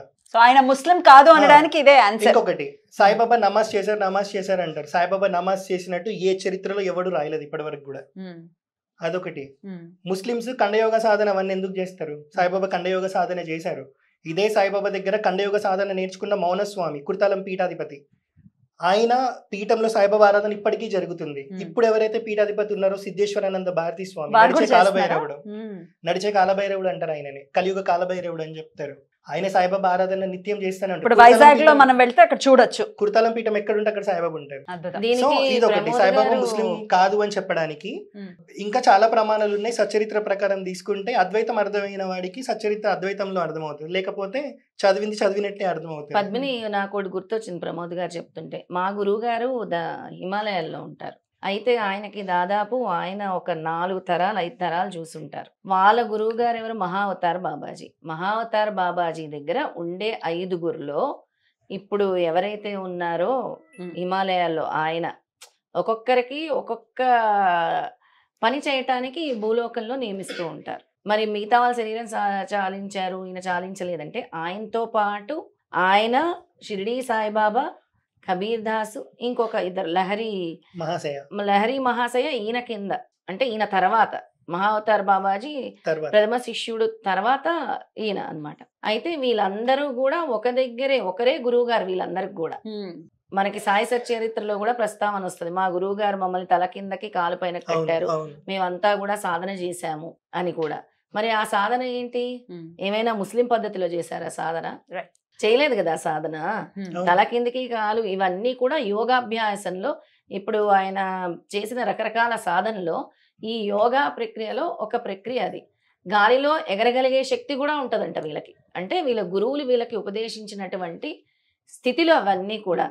అంటే అష్టసిద్ధులు అంటాం. అష్టసిద్ధుల్లో వీళ్ళకి వచ్చిన కొన్ని సిద్ధులు ఇవన్నీ కూడా. మరి సిద్ధుల్నే ఫాలో అయ్యారు కానీ ఇక్కడ మతం ఎక్కడ కనబడుతుంది? చాలా నీచమైనటువంటి కమెంట్స్ కూడా చూస్తూ ఉంటాము. ఈ ముస్లిం పద్ధతుల్లో సాయికి సుంతి చేశారని చెప్పి కూడా అంటూ ఉంటారు. ఎవరు వచ్చి చూసారు? దాని గురించి ఏమైనా ఆన్సర్ ఉందా? ఎంతమంది చూసారో నేను చెప్తా. ఇప్పుడు సీమోల్లంఘనం అని ఒకటి ఉంటది. 1914లో సాయిబాబా సమాధి చెందింది 1918లో చెందారు. సో సీమోల్లంఘనం జరిగింది 1914లో దసరా రోజు. వాళ్ళకి సీమోల్లంఘనం అని ఒక పద్ధతి ఉంది షిరిడి ప్రజలకి. ఏంటంటే పొలిమేర దాటి మళ్ళీ లోపలికి వచ్చి పండగ చేసుకోవాలి. సీమ ఉల్లంఘనం అంటారు దాన్ని. సీమని ఉల్లంఘించి బయటికి వెళ్ళడం. సో వాళ్ళొక పొలిమేర ఉంటదిగా ప్రతి ఊరికి. సో పొలిమేర దాటి బయటికి వెళ్ళి మళ్ళీ లోపలికి వచ్చేది సీమోల్లంఘనం అని వాళ్ళు పండగ చేసుకుంటారు అన్నట్టు. అది దానికి ఏమైనా మీనింగ్ ఉందా? బయటికి పోయి లోపలికి వచ్చి పండగ చేసుకునే లేదు కదా. మన ఫెస్టివల్ కంటూ ఒక పద్ధతి అనేది ఉంది, ఒక రీజన్స్ ఉంటాయి. సో సీమోల్లంఘనం విషయం మనం తీసుకుంటే సాయిబాబా చాలా ఏళ్ళ నుంచి చూస్తుంటారు, ఏంటంత పిచ్చి పిచ్చి అంతా చేస్తున్నారు, బయటికి పోయి లోపలికి వచ్చి పండగ చేసుకుని మీనింగ్ లెస్ కదా అంటారు. మొత్తం ఆయన కోపం వచ్చేస్తుంది, బట్టలన్నీ తీసేస్తారు, దున్నిలో పడేస్తారు. బగబగ మండే మంటల్లో ఈయన నీకు నగ్నంగా కనిపిస్తారు, దిగంబరుని అని చెప్తారు అప్పుడు. సో దిగంబరంగా కనిపించినప్పుడు మరి ఎవడో ఒకటి చూసి ఉండాలి కదా, సుంత అయిందో లేదో. చూసినోడు రాసాడా? మరి సుంత చేసుకున్నాడు అనుకుందాం. చౌకమ్మలు ఎందుకు ఉన్నాయని సచరిత్ర బుక్ లో ఉంది. ఇక్కడ సీమోల్లంఘనం అని సాయిబాబా సింపుల్ గా చెప్పింది ఏంటి అని అంటే, సీమ అంటే శరీరం. ఈ శరీరంలో నువ్వు ఉంటూ ఈ శరీరం నీది కాదని బతకడమే సీమోల్లంఘనం. అది చెప్దాం అనుకుంటే ఎవడు వినకుండా బట్టలు వేసుకో అన్నారు. అరే దిగంబరుడిగా నించున్న వాడికి నువ్వు బట్టలు వేస్తే ఏంటి? అంబరం అంత వ్యాపించిపోయిన వాడికి ఎవరికి అర్థం కాలేదు అప్పుడు. కాబట్టి కాంట్రవర్సీ క్రియేట్ చేసి. ఇప్పుడు ఆయన అడిగినటువంటి ప్రశ్న, ముస్లిమ్స్ ఎందుకు రారు మరి, ఎక్కువ హిందువులే వెళ్తారు కదా, ఏంటి దానికి ఆన్సర్ అంటే? ఇస్లాం ప్రకారం ఎవరైతే వాళ్ళ పద్ధతులను ఫాలో అవుతాడో వాడే యాక్చువల్లీ ముస్లిం. సాయిబాబా సచ్చరిత్రలో అట్లాంటి మనకి ఎక్కడ కనబడవు సాయిబాబా ఫాలో అయినవి. సో వాళ్ళు ముస్లిం లాగా యాక్సెప్ట్ చేస్తున్నారంటే వాళ్ళు కాఫీర్లని. ఇంకొకటి, ఇప్పుడు 5 సార్లు నమాజ్ చేయాలి, అది కంపల్సరీ. సాయిబాబా ఒక్కసారి కూడా నమాజ్ చేసినట్టు కనపడదు. కావాలంటే ద్వారకామాయిలు ఎవరికైనా కావాలంటే వచ్చి నమాజ్ చేసుకోవడానికి చెప్పేవాళ్ళేమో, అంతే తప్ప సాయిబాబా ప్రత్యక్షంగా నమాజ్ చేసినట్టు ఎక్కడ లేదు. ఎందుకంటే దీనికి సింపుల్ ఆన్సర్, సాయిబాబా ఉన్నప్పటి నుంచి సాయిబాబా హారతులు జరుగుతున్నాయి కదా. పొద్దున 5:15కి జరుగుతుంది. వీళ్ళు ఎప్పుడు పోతారు నమాజ్ కి? అదే టైంలో పోతారు. మరి సాయిబాబా వీళ్ళు హారతి పడుతుంటే ఆయన నమాజ్ చేశాడా? హారతులు ఉంటాయి కాదు కదా. అసలు రోజు మీరు నైట్ టైం తీసుకోండి, సాయంత్రం తీసుకోండి, ఆల్మోస్ట్ ఆ టైం ఒకటే ఉంటాయి. సో ఆ టైంలో ఆయన అక్కడే కూర్చొని ఉంటారు. కూర్చున్న పక్కన శ్యామని ఇలా గిల్లగానే శ్యామకి కోపం వస్తుంది, నన్నేంటి అట్లా గిల్లేవని అంటే, నీకు నాకు 72 జన్మల సంబంధం ఉంది అని సాయిబాబా చెప్పిండు. 72 జన్మల సంబంధం ఉంది అని మనం నమ్ముతాం తప్ప, అంటే పునర్జన్మ సిద్ధాంతం మనం నమ్ముతాం తప్ప ముస్లిమ్స్ నమ్మరు. సో వాళ్ళు సాయిబాబాని యాక్సెప్ట్ చేయడానికి స్కోపే లేదు. యాక్సెప్ట్ చేస్తే వాళ్ళు కాఫీర్లు అవుతారు. థింగ్ ఏంటి, వీళ్ళు పట్టుకునే ఖురాన్ ప్రకారమే తీసుకుంటే నేను పంపించిన ప్రవక్తల్లో చివరి ప్రవక్త ప్రాఫిట్ మోహమ్మద్, దీని తర్వాత ఎవరు రారని చెప్పారు అని చెప్పి అందుకని వేరే ఎవరిని అందుకని వాళ్ళు యాక్సెప్ట్ వాళ్ళు చేయాలి. యాక్సెప్ట్ చెయ్యొద్దు. వాళ్ళు ఎందుకు ఇప్పుడు యాక్సెప్ట్ చేస్తున్నారు అని అంటే సాయిబాబా ముస్లిం అని మనోళ్ళు ఆయన హిందూ కాదనడం వల్ల వాళ్ళు లాక్కుందాం అనుకుంటున్నారు. ఇప్పుడు సింపుల్ గా చెప్పాలి అని అంటే ఇప్పుడు మన దాంట్లో కూడా శివుడి ఆలయాలు కనిపిస్తే గుడ్డ అడ్డం కట్టుకొని పోయే ఒకళ్ళు ఉన్నారు, ఒక బ్యాచ్. శివనింద చేసే బ్యాచ్ ఒకటి ఉంది, అట్లా ఇటు పక్క నుంచి మళ్ళీ విష్ణు నింద చేసే బ్యాచ్ ఉంది. వీళ్ళందరూ మన మధ్యలోనే బతుకుతున్నారు. సో సాయిబాబా గుడిలు కూడా మన మధ్యలోనే ఉంటాయి. సాయిబాబా అదేదో ఇక శివలింగం కనిపిస్తేనే గుడ్డడ్డం పెట్టుకుంటున్న మన మధ్యలో ఉన్నప్పుడు, మన మధ్యలో సాయిబాబా గుడి ఉన్నప్పుడు ఈయన ముస్లిం అంటే అవతల ముస్లిం వాడు వచ్చి నమాజ్ చేస్తాడు ఒక రోజు, ఫస్ట్ డే చేస్తాడు. సాయిబాబా ముస్లిమే కాబట్టి నమాజ్ చేసిండని అనుకొని వదిలేస్తారు మనోళ్ళు. వాడు రేపు ఇంకొకరిని పట్టుకొని వస్తాడు. దేశంలో అసలు మసీద్లే సరిపోయినట్టు సాయిబాబా గుడిలో నమాజ్ చేస్తుంటే మనోళ్ళు ఫుల్ ఎంజాయ్ చేస్తుంటారు. అట్లొచ్చి మెల్లిగా వాళ్ళు అక్కడ ఆక్రమించుకున్నారు అనుకోండి. మన హిందువులకు అర్థం కాని స్థితి అదే.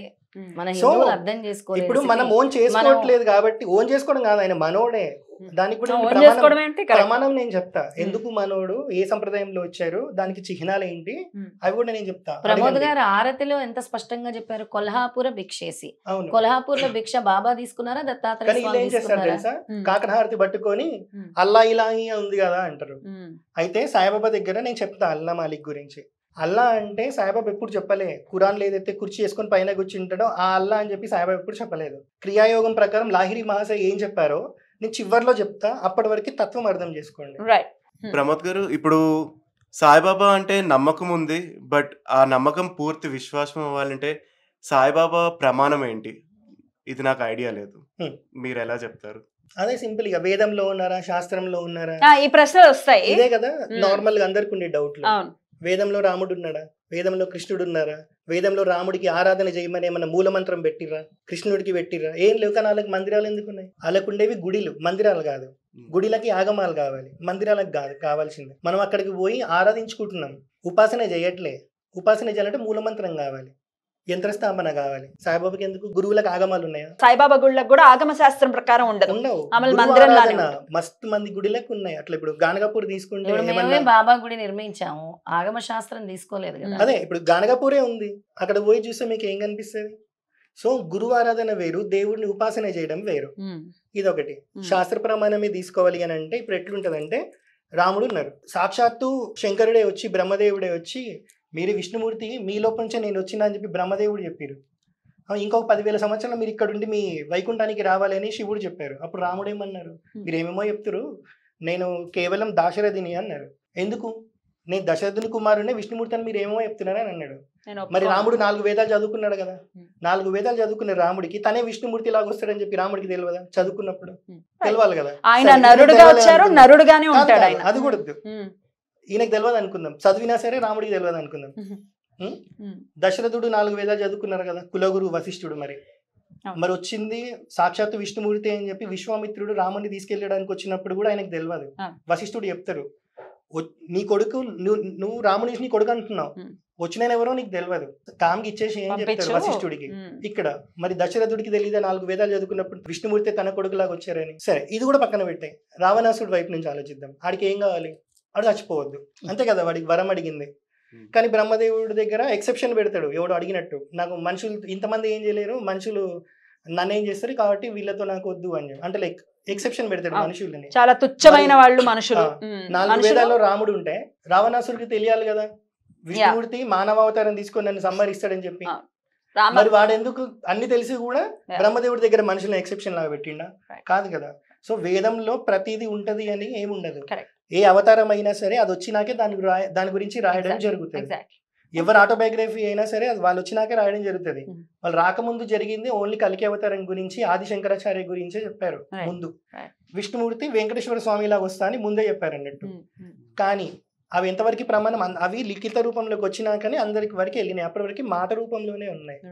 సో ఎవరైనా వస్తే తప్ప వాళ్ళ గురించి రాయడం అనేది జరగదు. అది రాముడి గురించి అయినా, సాయిబాబా గురించి అయినా, ఎవరి గురించి అయినా. సాయిబాబా వచ్చినాకనే సాయిబాబా గురించి రాయడం జరిగింది. కానీ ఇందాక నేను చెప్పినట్టు ముందే రాశారు కదా అంటే, శ్రీపాద శ్రీవల్లభ చరితామృతం పట్టుకుంటే 700 years బ్యాకే సాయిబాబా వచ్చిరని చెప్తారు, వస్తారని చెప్తుంది. మరి మరి అది ప్రమాణమే కదా. శ్రీపాద శ్రీపాద శ్రీవల్లభని యాక్సెప్ట్ చాలా చేస్తున్నారు కదా. స్పష్టంగా చెప్పారు. సో ప్రమాణం కావాలి అని అంటే ప్రమాణాలు ఉంటాయి. యాక్సెప్ట్ చేసే స్థితిలో వీళ్ళు లేరు. లేదు మేము పెద్ద పెద్ద పీఠాల నుంచి ప్రమాణం తెచ్చినా కూడా వాళ్ళు యాక్సెప్ట్ చేసే స్థితిలో లేరు. అందుకే తత్వం పరంగా మనం యాక్సెప్ట్ చేసుకోవాలి. ఇప్పుడు తత్వం పరంగానే తత్వం పరంగా, ఎందుకంటే దేవుడు, మనం ఇప్పుడు సాయిబాబాని దేవుడు అంటాం అనము, గురువు అంటాం. సాయిబాబా దేవుడు మనం గురువులాగా పెట్టుకుంటే ఈయన కొడుకులు దేవుడు దేవుడు అంటున్నారు మనని. మనం ఎప్పుడైనా దేవుడి స్థితిలో చూడలేదు, గురువు స్థితిలో చూసాం.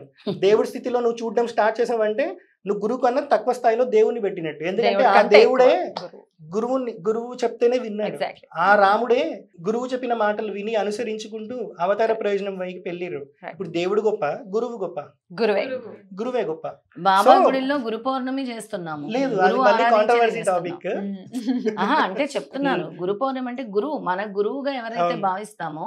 వ్యాస పౌర్ణమిని గురు పౌర్ణమిగా మార్చేశారు అని చెప్పి చాలా పెద్ద టామ్ టామ్ చేస్తూ ఉన్నారు. లేకపోతే చాలా గుండెలు బాదుకుంటారు. దేవుడి స్థితి వేరు, గురువు స్థితి వేరు. ఈ దేవుడిని నువ్వు పట్టుకోవాలంటే ఈ గురువు దగ్గరికి వెళ్ళాలి. ఇంకొకటి, ఇప్పుడు దేవుడైనా మనకి తత్వం చెప్పడానికి, మనం ఒక దారిలో పెట్టడానికి డైరెక్ట్ వస్తాడా? నువ్వు ఎంత ఆరాధించినా సరే నీ అనుష్ఠాన బలం ఎంత ఉంటే ఆయన దిగి రావాలి. కానీ గురువు నీ స్థాయిలో దిగి నీకు చెప్తారు. కాబట్టి మనది సనాతన ధర్మం దేవుడి వైభవం, మనం సనాతన ధర్మం గురు వైభవం చెప్తాం. రామాయణం ఉంటది, రాముడి వైభవం అని చెప్పం, రామాయణం గురు వైభవం అంటాం. ఎందుకంటే గురువుని పై స్థాయిలో పెట్టాం. ఆ గురువే లేకపోతే అగస్త్య మహర్షి లాగా రావణ సంహారమే జరగకపోయేది. శ్రీరామచంద్రుడు గాని శ్రీకృష్ణుడు కూడా విష్ణు అవతారాలు అయినా కూడా గురువులు ఎంచుకున్నారు ఇంకా సింపుల్ మానవాళి కోసం. ఇంకా సింపుల్ విషయం, గురువు ఎందుకు గొప్ప చెప్తా.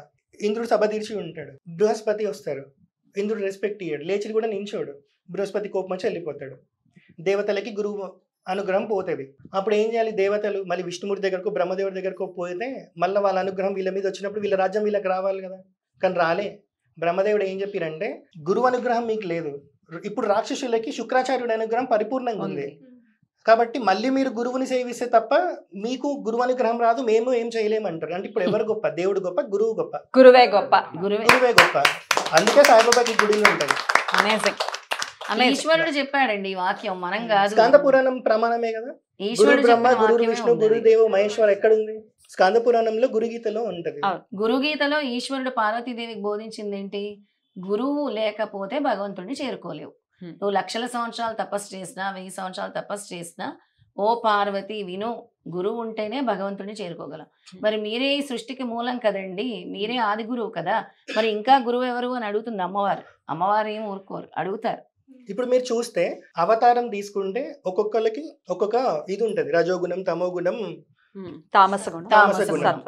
సో ఇప్పుడు వీళ్ళు ఎవరైతే సాత్విక గుణంలో విష్ణుమూర్తిని పెట్టారో, తామసంలో ఈయనని పెట్టుకున్నారు, రజోగుణంలో బ్రహ్మదేవుని పెట్టిరు కదా. మరి గురువు ఎందుకు గొప్ప అంటే ఇదన్నీ దాటిపోయిన స్థితిలో ఆయన ఉంటాడు కాబట్టి. అందుకే అత్రి మహర్షికి కొడుకులాగా వచ్చారు ఆయన. అత్రి అంటే త్రిగుణాలకి అతీతమైన వాడు అత్రి మహర్షి. అనసూయ పేర్లో ఏముంది? అసూయ అని ఉంది. అసూయ లేని ఆమె కొడుకులాగా వచ్చారు. ఇక్కడ చూడండి, ఒక ఆయన భర్తనేమో త్రిగుణాలకి దాటిపోయి ఉన్నారు, భార్యనేమో అసూయ లేకుండా ఉంది. ఇలాంటి ఆయనకి అలాంటి స్థితిలో పుట్టాలి, ఒక పరమాత్మ పుట్టాలి అని అంటే, రూపం లేని పరమాత్మ పుట్టాలి అని అంటే ముగ్గురు కలిసి వచ్చి ఈయనలాగొచ్చారు. ఇది దత్తాత్రేయ స్వామి వచ్చిన కారణం. సో ఈయనని మనం పైన పెడదామా, దేవుణ్ణి పైన పెట్టి ఈయనని కింద పెడదామా? ఎవరిని? అప్పుడు ఈయనని ఇన్సల్ట్ చేసిన, దేవుణ్ణి ఇన్సల్ట్ చేసినట్టు అవుతుంది. గురువు కన్నా పైన దేవుణ్ణి పెడదాం. Next question. ఇందాక ప్రతిదీ వేదాల్లో ఉండదని చెప్పారు కదా, అప్పుడు షిరిడి సాయిబాబా దత్తాత్రేయ అవతారం అని ఎలా నిరూపి? మనకి మొన్ననే విధుశేఖర భారతీ స్వామి చెప్పారు 3 ప్రమాణం. ఒకటి వేదం, ఒకటి స్మృతి, ఒకటి శిష్టాచారం. సో వేదంలో రాముడి గురించి లేదు కాబట్టి మనం పూజించకుండా ఆగినమా అంటే స్మృతిలో ఉంది, పురాణ ఇతిహాసాల్లో రాముడి గురించి ఉంది, రామాయణం వీటిల్లో ఉంది కదా. సో అది మనం ప్రమాణంగా తీసుకోవచ్చు. ఈ రెండిట్లో కూడా లేకపోతే శిష్టాచార్యులు ఎవరైతే చెప్తారో వాళ్ళు ఆమోదించింది మనం ఆమోదించవచ్చు. అంటే వాళ్ళు ఏదైతే ఫాలో అవుతూ వస్తున్నారో కొన్ని తరాల నుంచి, దాన్ని మనం ప్రామాణికంగా తీసుకోవచ్చు అని ఆయన చెప్పారు. శిష్టాచార్యులు అంటే వేదం, శాస్త్రం ఎవరైతే నిత్యం అనుష్ఠానంలో పెట్టుకుంటారో, అది మీరి బిహేవ్ చేయకుండా ఉంటారో, అట్లాంటి వాళ్ళు ఆచరణలో పెట్టారు సాయిబాబాని అంటే మనం అది ప్రమాణంగా తీసుకోవచ్చు. శిష్టాచారం విషయంలోకి వద్దాం.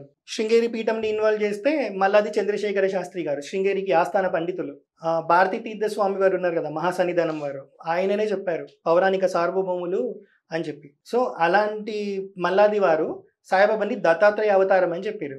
ఒకే దత్తాత్రేయ స్వామి 3 అంశాలుగా ఒకటే టైం లైన్లో 3 పనులు చేయడానికి వచ్చిరని చెప్పారు. టెంబే స్వామి, సాయిబాబా, గజానన్ మహారాజ్ గురించి. సో ఈయన శిష్టాచార్యులు కాబట్టే కదా శృంగేరి పీఠం వాళ్ళు ఆయన ఆస్థాన పండితులని చేసుకుంది. లేదు ఎవడు పిలిస్తే వాడి దగ్గరికి వెళ్ళి ప్రవచనాలు చెప్తూ కూర్చున్నోడినైతే నాకు తెలిసి శృంగేరి లాంటి పీఠానికి ఆస్థాన పండితులని చెయ్యరు. ఇంకొకటి పీఠాధిపతి ఏం చెప్పారు, పౌరాణిక సార్వభౌములు అన్నారు, మా ఆస్థాన విద్వాంసులు అన్నారు. సో ప్రవచనాలు చెప్పే వాళ్ళ గురించి ఇలా అంటారా? పౌరాణిక సార్వభౌములు అంటే ఆయన పురాణాలను ఎంత అవపోసన పట్టారు, ఆ తత్వం ఎంత తెలుసుకొని ఉంటారు. కాబట్టి మహాభారతంలో చెప్పేటప్పుడు సాయిబాబా గురించి, టెంబే స్వామి గురించి, గజానన్ మహారాజ్ గురించి చెప్పాడు. ఇది శిష్టాచారంలో ఒక ప్రమాణం. శృంగేరి పీఠాధిపతి 33rd పీఠాధిపతి ఉంటారు.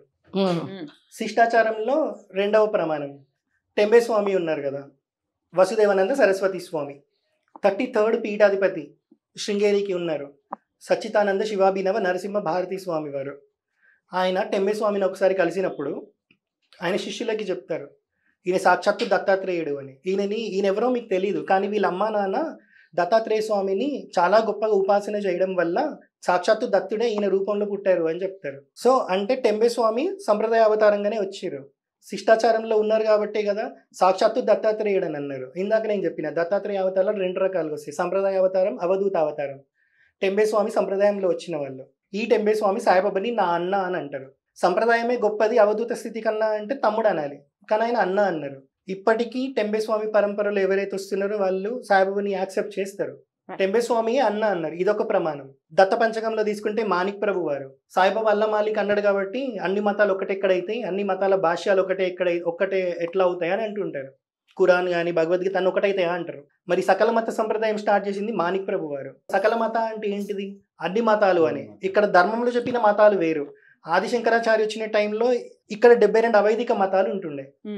ఎవరైతే వేదంలో చెప్పిన ధర్మాన్ని వాళ్ళకి నచ్చినట్టు ఫాలో అయ్యే వాళ్ళు ఉన్నారో, ద్వైతం ఇట్లాంటి వాళ్ళు, విశిష్టాద్వైతం అని ఇట్లా ఉంటారు కదా, బుద్ధిజం, జైనిజం, వీళ్ళందరూ మతాల కిందనే వస్తారు అన్నట్టు. కానీ ఇక్కడ సకల మత సంప్రదాయం అని చెప్పింది వీళ్ళ గురించి కాదు, అన్ని ఇప్పుడు ఏవైతే మతాలని మనం మాట్లాడుతున్నామో వాళ్ళందరి గురించి. సో అదే పీఠానికి విధుశేఖర భారతీ స్వామి కూడా వెళ్ళిర్రు. 165 years నుంచి వెళ్తున్నారు. లాస్ట్ ఇయర్ కూడా ఆయన వెళ్ళి అనుగ్రహ భాషణంలో ఏం చెప్పారు అని అంటే, మాణిప్రభు వారు ఇక్కడికి వచ్చి తపస్సు చేశారు, సన్యాసము తీసుకున్నారు, ఇక్కడ ఒక పీఠము స్థాపించారు, అద్వైతాన్ని పరంపరగా చాలా గొప్పగా స్ప్రెడ్ చేస్తున్నారు అన్నారు.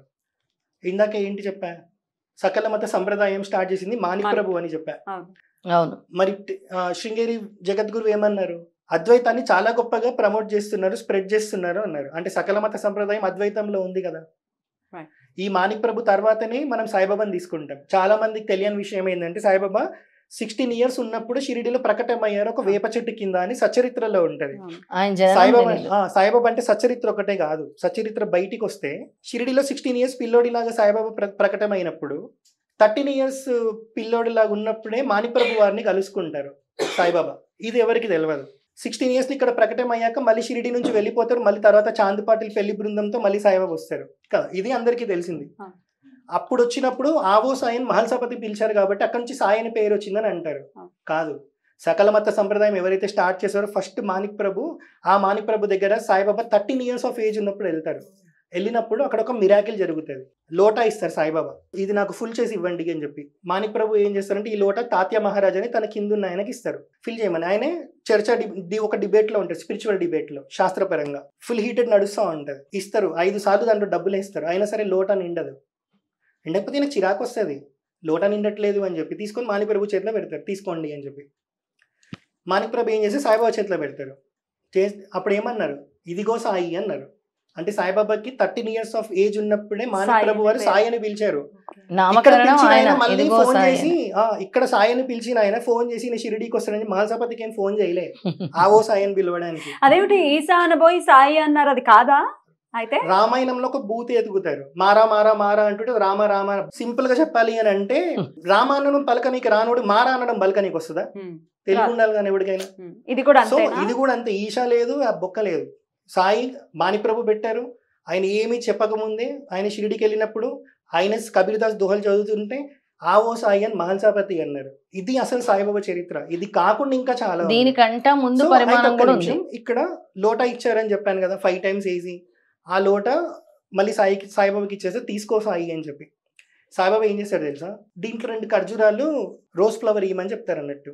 ఆయన ఇస్తారు లోటా నిండిపోతుంది. అప్పుడు నిండిపోయాక ఆయన 2 తీసుకుంటాడు. నిజంగా ఫకీరు, వచ్చిన వాళ్ళ దగ్గర డబ్బులు వసూలు చేస్తారు అని అంటుంటారు కదా, మరి ఇంత పట్టే లోటాలో ఇంత వేశారు, అయినా సరే అది నిండలే. అవన్నీ తీసుకొని వెళ్ళిపోవచ్చు కదా. మరి ఆఫ్ఘనిస్తాన్ నుంచి వచ్చిన పిండారి జాతుడు సాయిబాబా అయితే ఈ కమెంట్ కూడా ఉంది. 2 ఖర్జూరాలు రోజ్ ఫ్లవర్స్ తీసేసుకుంటారు, మొత్తం లోట మాణిక్యప్రభు ముందు ఒలికేస్తారు. ఇట్లా లోటాలు ఉండేదానికన్నా 5 times కింద పడుతుంది. ఇదేం సాయిబాబా సచరిత్రలో లేదు, అది మనం యాక్సెప్ట్ చేయకుండా ఉండడానికి. ఏ శృంగేరి పీఠాధిపతులు అయితే మాణిక్యప్రభు సంస్థానానికి వెళ్తారో వాళ్ళ అఫీషియల్ బుక్లో ఇది రాసుకున్నారు, షిరిడి ఆఫ్ సాయిబాబా అని ఉంటుంది. వాళ్ళ సంస్థానంలో ఇలా ఇంతకన్నా పెద్ద ఫోటో ఒకటి ఉంటుంది. సాయిబాబా అక్కడికి వచ్చి మాణిక్యప్రభు అని కలిసినట్టు. సాయిబాబా బొట్టు పెట్టుకోలేదని ఇందాక ఏదో అన్నారు కదా, మీరు మాణిక్యప్రభు సంస్థానానికి వెళ్ళి ఆ ఫోటో చూసి సాయిబాబాకు బొట్టు ఉంటుంది. బొట్టు పెట్టుకునేవారు, గంధము కుంకుమ పెట్టుకునేవారు ఆయన. సో బొట్టు పెట్టుకునే అలవాటు ఆయనకి లేకపోతే చందనోత్సవం ఎలా చేయించుకున్నాడు? చందనోత్సవం జరిగేదిగా ఏటా. సో చరిత్ర చాలా ఉంటుంది సాయిబాబాది. సో ఇట్లా ఉంటుంది అన్నట్టు. అంటే ఇంకో పరిమాణం కూడా, అంటే సాయి అవతారం రాకముందే శ్రీపాద శ్రీవల్లభులు చెప్పటం జరిగింది. ఆయన అంతర్ధానం అయ్యే ముందు మళ్ళీ హిమాలయాలకు వెళ్ళి అక్కడ హనుమని కలుసుకుంటారు అని చరిత్ర చెప్తుంది. దత్తపురాణంలో కూడా ఈ ప్రస్తావన వచ్చింది. హనుమని కలుసుకొని మళ్ళీ నువ్వు త్వరలో సాయిగా అవతరించాల్సిన, అంటే సాయి నువ్వు ఒక అవతరణ చెందాలి అని స్వామి చెప్పడం జరుగుతుంది. ఆయన అంశగానే వచ్చారు అని స్వామి చెప్పడం జరుగుతుంది.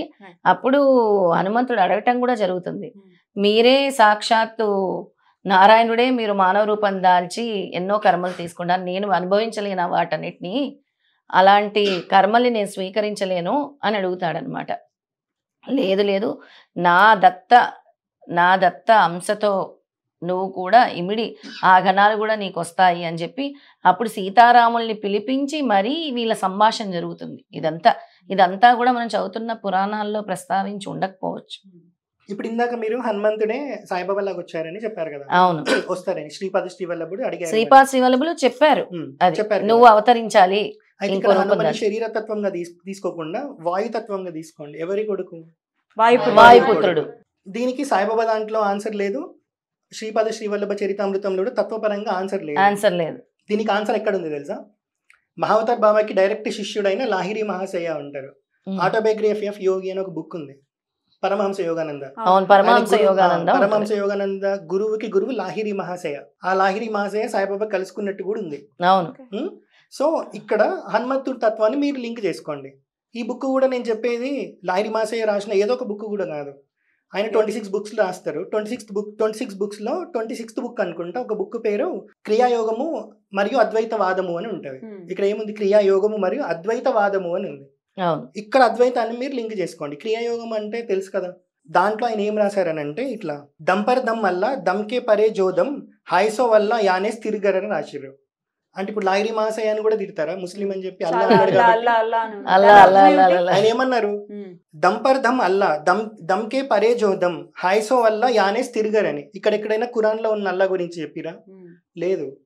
వాయుతత్వం పరంగా ఇప్పుడు మనం అర్థం చేసుకుందాం దీన్ని. ఇక్కడ ఆయన ఏం చెప్పారంటే, శ్వాస ప్రశ్వాసల రూపంలో జీవుడి శరీరంలో సర్వదా అవస్థితమై ఉండేటువంటి దమ్ముని ప్రాణకర్మ ద్వారా నిలిపివేసినప్పుడు ఏర్పడే దమ్ములేని భేదమే అల్లా అని. సో ఆ తత్వాన్ని సాయిబాబా లాగా వెళ్ళమన్నారు. ఆ తత్వమే సాయిబాబా లాగా వచ్చింది కాబట్టి ఆయన అల్లా మాలిక్ అన్నారు. ఎందుకు అంటే ఇప్పుడు మనకి యోగాలో ఏం చెప్తారు? శ్వాస మీద ధ్యాస అని చెప్తారు కదా, ప్రాణశక్తి శ్వాస మీద ధ్యాస అని చెప్తారు.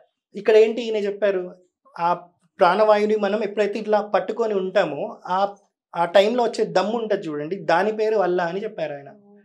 సో ఇక్కడ సాయిబాబా అల్లా మాలిక్ అని చెప్పడానికి కారణం ఏంటంటే పైనున్న అల్లా దేవుడు అని కాదు దాని అర్థం, నీ శ్వాసనే నీ దేవుడు అని. అందుకే ఆయన ఏం చెప్తారు, మిగతా వచ్చిన 5 అవతారాలు దత్త పంచకాలు ఎక్కడైనా శ్రద్ధా సబూరి చెప్పారా? సాయిబాబా ఒకటే ఎందుకు చెప్పారు? మాణిక్యప్రభు చెప్పారా? సకల మత సంప్రదాయంలో వచ్చిన ఆయన అకల్కోట స్వామి సమర్థ చెప్పారా? లేదు. సాయిబాబా ఎందుకు చెప్పారు? శ్రద్ధా సబూరి. ఈ 2 ఉన్నప్పుడు మాత్రమే నువ్వు ఆ కాన్సన్ట్రేషన్ అనేది, నువ్వు ఆ శ్వాస అనేది నిలుపుకోగలుగుతావు. తత్వం పరంగా శ్వాసని తీసుకుంటే ఆ టైం అదేదే చెప్పారు లాహిరి మహాశయ. సరే సాయిబాబా చెప్పిండంటే కవరింగ్ చేసుకున్నాడు అనుకుందాం. లాహిరి మహాశయ పరమహంస యోగానంద వల్ల గురువుకి గురువు. ఆయనను కాదన్నాడు అంటే మహావతార్ బాబాని కాదన్నట్టు. ఆయనను కాదన్నారంటే ఇప్పుడు ద ఆటోబయోగ్రఫీ ఆఫ్ యోగి బుక్నే కాదన్నట్టు.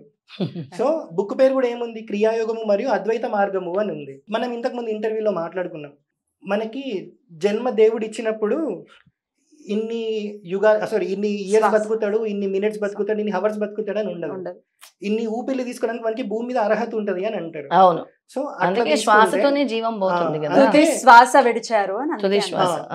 వచ్చే జన్మ మనకి ఏం రావాలన్నా సరే చివరి శ్వాసలో ఏదైతే చివరి ఊపిరి మనం తీసుకుంటామో ఆ చివరి ఊపిరి ఉండే కోరికని బట్టి మనకు వచ్చే జన్మ అనేది ఉంటుంది వస్తుంది. సో ఇప్పుడు మన ఆయుష్ పెంచుకోవాలంటే మన చేతిలోనే ఉంది. సో శ్వాస మీద మనం ధ్యాస పెట్టామంటే మన ఆయుష్ కూడా పెరుగుతుంది. సో అందుకే కదా యోగాలో శ్వాసని కంట్రోల్ చేస్తూ ఉంటారు. అవునవును. శ్వాస ఇక్కడ చెప్పింది అల్లా అనే పదం, అది ఎవరికి అర్థం కాలేదు. సాయిబాబా ఏం చేసిరంటే చాలా సింపుల్ వేలు అని చేసుకుంటూ వెళ్ళిపోయారు. అవి జనాలకి తత్వం అర్థం అవ్వక అల్లా మాలిక్ ఎందుకంటాడు అలా ఆయన బోధించింది శ్రద్ధా సబూరి. దాన్ని వివిధ అర్థాలని తీసేసి దాన్ని తవ్వేసి ఆయన్ని దేవుడు చేసేసారు. ఆయన ఏ రోజు ఆయన బంగారు కిరీటాలు అడగలేదు, పట్టు శాలువాలు అడగలేదు. మీరు దీన్ని అనుసరించండి శ్రద్ధని సబూరిని అని చెప్పారు ఆయన. శ్రద్ధ సబూరి లేకుండా క్రియాయోగం చేసి చూపెట్టమనండి. ఎవరైతే ముస్లిం అని అంటున్నాడో వాళ్ళకప్పుడు అల్లా అంటే ఏంటో అర్థమవుతుంది. ఎక్కడైనా సాయిబాబా ఖురాన్ లో ఉండే అల్లా అని ప్రస్తావన ఇచ్చిరా? లేదు. ఎక్కడ ఖురాన్ లో ఉండే అల్లా గురించి చెప్పలేదు ఆయన. అందుకే నమాజ్ చేయలేదు. ప్రతినిత్యం అదే చెప్పేవాడు. ఒకసారి నమాజ్ చేయొచ్చు కదా జీవితం మొత్తంలో. అయితే ఇట్లా మీరు సాయిని సపోర్ట్ చేస్తున్నారు, మీరు సాయికి గుడి కట్టారు, మీరు మిమ్మల్ని ట్రోల్ చేసేటటువంటి విధానం కానీ రీసెంట్ గా మిమ్మల్ని కూడా చాలా మానసికంగా చాలా ఇబ్బంది పడుతూ ఉన్నారు మీరు. వాళ్ళనే కమెంట్స్ గురించి చెప్పచ్చా? మెంటల్ హాస్పిటల్ కి వెళ్ళమంటున్నారు, మెంటల్ హాస్పిటల్ కి వెళ్ళమంటున్నారు మిమ్మల్ని. ఎలా చూస్తారు దాన్ని? వాళ్ళు మెంటల్ హాస్పిటల్కి వెళ్ళాలని చూస్తాను. ఎందుకు అంటే వాళ్ళు గురునింద దైవనింద చేసే కర్మ, అది ఎలాంటి కర్మ వాళ్ళకి అర్థం కావట్లేదు. ఈ ఎవరైతే పని పాట లేని వాళ్ళు కొంతమంది ఉంటారో, మిడిమిడి జ్ఞానం అంటాం కదా, ఎవరికైతే కంప్లీట్గా అవధూత స్వరూపాల గురించి తెలియదో, ఎవరికైతే మహాసిద్ధ పురుషుల గురించి తెలియదో, ఎవరికైతే దత్త అవతారాల గురించి తెలియదో, ఇప్పుడు బాబా భక్తుల నుంచే అందరూ దత్తాత్రేయ స్వామిని తెలుసుకున్నారు చాలామంది. దత్తాత్రేయ స్వామి భక్తులందరూ కూడా ఒకప్పుడు బాబా భక్తులే. బాబా నుంచి ప్రమోషనే అంటాను నేను. అందరు కూడా ఆ బాబా భక్తులే ఇప్పుడు దత్తాత్రేయ స్వామి ఆరాధన చేస్తారు. ఎవరినైనా అడగండి, మేము బాబా నుంచే దత్తాత్రేయ స్వామి గురించి తెలుసుకున్నాము అంటారు. అలా నింద చేస్తున్నందుకు వాళ్ళని పిచ్చి హాస్పిటల్లో మెంటల్ హాస్పిటల్లో వేయాలి. అది ఒక ట్రోల్స్ బృందం మాత్రమే. వాళ్ళకి మాత్రం చాలా స్ట్రిక్ట్ గా యాక్షన్ తీసుకునేలాగా ఫ్యూచర్ లో చేస్తానని చెప్తున్నాను. వాళ్ళని ఎవరిని కూడా విడిచిపెట్టను. ఎవరైతే సో కాల్డ్ మతవాదులు ఉన్నారో, మన హిందూ మతమే తీసుకుంటే ఉండేదే ఇంత, దాన్ని ఎవరు ఈ ఎనర్జీస్ ఇంప్లిమెంట్ చేస్తున్నారో హిందుత్వం మీద అర్థం కావట్లేదు. ఉన్న కొంతమందిలో శైవ మతం అంటారు, వైష్ణవ మతం అంటారు, మళ్ళీ బాబా అంటారు, స్ప్లిట్ చేస్తున్నారు. దాన్ని మీరు తెలుసుకొని మసులుకోవాలి. హిందువులందరూ కూడా ఐక్యం కావాలి అని నేను కోరుకుంటున్నాను. ఉన్న మన కొంతమందిలో కూడా విడిపోయి నేను శైవ మతము, నేను వైష్ణవ మతము, నేను బాబా మతము, నేను దత్త మతం కాదు. హిందువులందరూ కూడా మీకు రాబోతున్న పరిస్థితి గురించి గ్రహించండి, మన సనాతన ధర్మాన్ని కాపాడుకోండి అని నేను చెప్తున్నాను. కమెంట్ చేయటం చాలా ఈజీ పద్మిని, ఇంప్లిమెంట్ చేసి చూపించరా నువ్వు రా 10 మందికి అన్నం పెట్టి మాట్లాడు. ఆ కమెంట్ చేసే విధవలనే నేను అడుగుతున్నాను, రా 10 మందికి అన్నం పెట్టగలవా, నువ్వు సేవ చేయగలవా? మాట్లాడటం చాలా ఈజీ, కమెంట్ పెట్టడం చాలా ఈజీ, ఆచరణలో పెట్టడం చాలా కష్టం. డెఫినెట్లీ. ఇక మిమ్మల్ని అయితే బండ బూతులు తిడుతుంటారు ప్రమోద్ గారు. అందున సాయి గురించి మాట్లాడుతున్నప్పుడు అయితే ఇంకా అసలు నెక్స్ట్ లెవెల్ ట్రోల్స్ అనేవి జరుగుతూ ఉన్నాయి. సో ఎట్లా చూస్తారు ఈ ట్రోల్స్ ని? సింపుల్, సాయిబాబా సచరిత్రలోనే ఉంటది ఆన్సర్. వాళ్ళు ఏదైతే హేట్ చేస్తున్నారో అదే సచరిత్ర నుంచి చెప్దాం. ఎవడైతే పక్కన నుండి తిరుగుతూ ఉంటాడో, ఊరికే పోక్ చేసి మాట్లాడుతూ ఉంటాడో, వాడి బాత్రూమ్ షిట్ని వాడు నాకి తిన్నట్టు. సో వాళ్ళంతా ఫ్రీగా నాకుతున్నప్పుడు నేను ఎందుకు పట్టించుకోవాలి? బాబా చెప్పారు, పంది అశుద్ధాన్ని తింటున్నట్టు నువ్వు వాళ్ళ యొక్క కర్మల్ని సాఫ్ చేస్తున్నావు. ఇప్పుడు ప్రమోద్ గారి కర్మల్ని వాళ్ళు శుద్ధి చేస్తున్నారు. మళ్ళీ పంది అనగానే వారాహమూర్తి అవతారం వేరు, ఆ పంది వేరు, డ్రైనేజ్ లో చుట్టూ తిరిగే పంది వేరు. సో వీళ్ళు ఆ పందులు అన్నట్టు. వాళ్ళంతా ఫ్రీగా మన కర్మని నాకుతుంది. ఎంత కష్టపడితే కర్మ తగ్గించుకుంటామండి. ఫ్రీగా జరుగుతుంది కదా, అదే జరుగుతుంది. చాలా ఆనందంగా మా కర్మల్ని తీసేస్తున్నారు. దీనికి ఉదాహరణ కూడా చెప్పారు, కార్తీక పురాణంలో కూడా ఉంది. ఎదురు బ్రాహ్మణుడు ఉంటాడు, ఎదురుగా వేష్య ఉంటది. ప్రతిరోజు ఆ వేష చేసే పనే చూస్తూ ఉండేవాడు ఈ బ్రాహ్మణుడు. ఏమైంది, లాస్ట్ కి పిడుగుబడి ఇద్దరు చనిపోతారు. ఈయన దగ్గరికి యమదూతలు వస్తారు, అక్కడికి శివదూతలు వస్తారు. ఎందుకు అంటే ప్రతిరోజు ఆవిడని చూసి తిడుతూ ఉండి ఆవిడ కర్మ నువ్వు మూటగట్టుకున్నావు, ఆవిడ కర్మ నువ్వు మూటగట్టుకున్నావు కాబట్టి నీకు యమదూతలు వచ్చారు. ఆవిడ యొక్క పని చాలా నిశ్చలంగా చేసింది. ఎక్కడ కూడా వేరే దృష్టి పెట్టలేదు. నువ్వు చేయాల్సిన పని నువ్వు చెయ్యాలి. ఎదుటోడి మీద నిందలేస్తే ఇలాగే జరుగుతుంది. ఇంకొకసారి కూడా ఇట్లాంటి ఒక కార్యక్రమాన్ని నిర్వహిద్దాము మనం. ఇప్పుడు వీళ్ళందరూ కూడా చక్కగా వాళ్ళ ఒపీనియన్స్ ని అడగడం, వాళ్ళ క్వశ్చన్స్ ని అడగడం అనేది చేశారు. కానీ ఒకవేళ మీకేమైనా వ్యతిరేక భావం ఉంటే ఖచ్చితంగా నా నంబర్ కనపడుతుంది కదా, దానికి కాల్ చేయండి, మనం కూర్చుందాము. ప్రమోద్ గారు మీరు వస్తారు కదా ఇట్లాంటి డిబేట్స్ కి? ఎక్కడైనా నేను కూడా వస్తాను. ఎస్, డిబేట్ కి మేము రెడీ. సో మీకు ఇంకా ఏమైనా డౌట్స్ ఉండి మేము కూడా డిబేట్ చెయ్యాలి అనుకున్న వాళ్ళు ఖచ్చితంగా కాల్ చేయండి. ఇప్పటికైతే చాలా ఓపిక్ గా సమాధానాలని చెప్పారు, బోల్డని ప్రశ్నలు కూడా అడిగారు. మీరందరూ హ్యాపీయేనా? క్వశ్చన్స్ కి కరెక్ట్ ఆన్సర్స్ దొరికాయని అనుకుంటున్నారా? హ్యాపీయా? లాస్ట్ సెంటెన్స్, మా విశ్వాసం మా భక్తి మాది, మేము ఏం చేయాలని చెప్పడానికి ఎవరు జడ్జ్ చేయాల్సిన అవసరం లేదు. ఎవరిదైనా ఎవరి విశ్వాసం వాళ్ళది. హిందువులు డివైడ్ అవుతున్నారు సాయిబాబా వల్ల అంటారు. హిందువులు ఆల్రెడీ డివైడ్ అయ్యారు సంప్రదాయాల పరంగా, కులం మతం పరంగా. ఇదే హిందువుల్లో దేవుణ్ణి పూజించని అతీష్టులు ఉంటారు, నాస్తికులు చాలా మంది ఉన్నారు. మనది కాని బుద్ధుడిని మనోడిని చేసుకొని మరి అదొకటి పెట్టుకున్న వాళ్ళు. అంటే బుద్ధుడు చెప్పింది మళ్ళీ ఫాలో అవ్వరు, అన్ని నాన్ వెజ్ తింటారు, మంది అవుతారు, అన్ని చేస్తారు, కానీ మేము బుద్ధిస్టులు అంటారు. సో ఇంతమంది దీంట్లో ఉన్నాక ఒక సాయిబాబా ఎందుకు అనిపించారు? థింక్ తీసుకుంటే మీరు గమనించండి, శివనింద ఎవరైతే చేస్తారో, విష్ణునింద ఒకళ్ళు చేస్తారు, శివనింద ఒకళ్ళు చేసే బ్యాచ్ ఉంది. దీన్ని రెండింటిని యాక్సెప్ట్ చేసే బ్యాచ్ ఒకటి ఉంది, మళ్ళీ వీళ్ళని తిట్టే బ్యాచ్ ఒకటి ఉంది. కానీ మీరు దత్త సంప్రదాయం తీసుకుంటే వీళ్ళందరినీ యాక్సెప్ట్ చేస్తారు, ఎవరిని తిట్టారు. ఇది కదా తత్వం కావాలి. సో హరిహరుల్ని అసలు నిందించరాదని ఉంటది. సనాతన ధర్మం ప్రాబ్లం రాదు అని అంటే అది దత్తోపాసకుల వల్లనే, ఎందుకంటే వీళ్ళు ఎవరిని తిట్టరు కాబట్టి. ఇప్పుడు మీరు చూసే సోషల్ మీడియాలో కూడా సాయిబాబా తమ్నేల్ లేకపోతే వ్యూసే రావు అనుకొని అలా పెట్టిన వాళ్ళు ఉన్నారు, అలానే గొడవ పడుతున్నారు. సాయిబాబా గురించి మాట్లాడిన పీఠాలు ఏవి బాగుపడ్డాయి? దాని వైభవమే పోయింది. సో మాట్లాడేటప్పుడు జాగ్రత్త, కర్మ అనేది ఒకటి ఉంటుంది, తిప్పి కొడుతుంది. కర్మ ఎవరిని వదిలిపెట్టదు, ఎవరు చేసేదాన్ని వాళ్ళకే చూపిస్తుంది. Right. Thank you so very much. అందరికీ కూడా సమయం ఇచ్చినందుకు మీకు కూడా ప్రత్యేకమైనటువంటి ధన్యవాదాలు. అక్క మీకు కూడా thank you so very much. నమస్తే. నమస్తే. జై గురుదత్త. జై గురుదత్త.